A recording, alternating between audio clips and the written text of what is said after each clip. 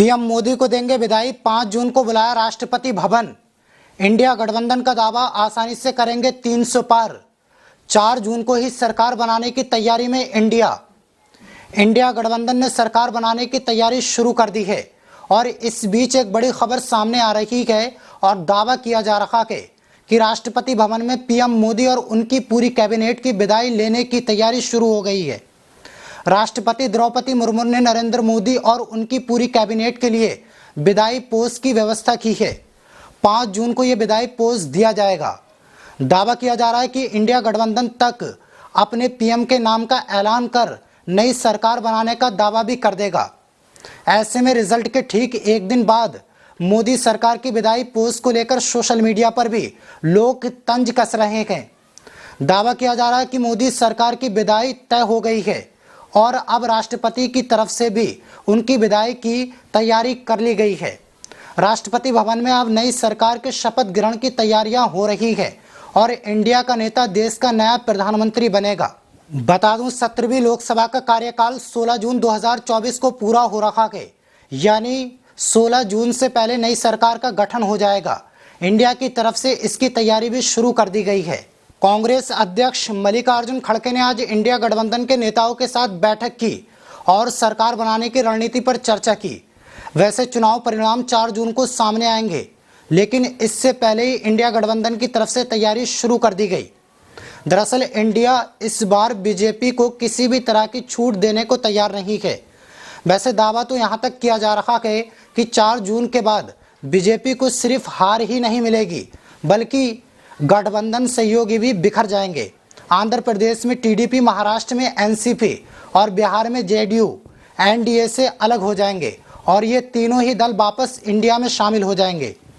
2019 में अजीत पवार और चंद्रबाबू नायडू दोनों ही कांग्रेस के साथ थे, तो नीतीश कुमार की भी 1 साल पहले तक कांग्रेस के साथ बिहार में सरकार चला रहे थे।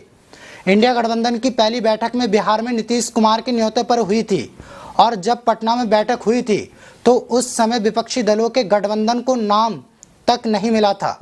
ऐसे में बीजेपी के लिए आने वाले दिन बेहद मुश्किल भरे दिखाई दे रहे हैं। दावा किया जा रहा है कि सत्ता के साथ गठबंधन और उसके बाद पार्टी तक बिखर सकती है। बीजेपी में जो नेता जेल जाने के डर से शामिल हुए थे, वो अब एक बार फिर इंडिया में वापस लौट सकते हैं। इस बीच ये भी खबर आ रही है कि इंडिया की तरफ से जो पीएम होगा वो कांग्रेस पार्टी का होगा।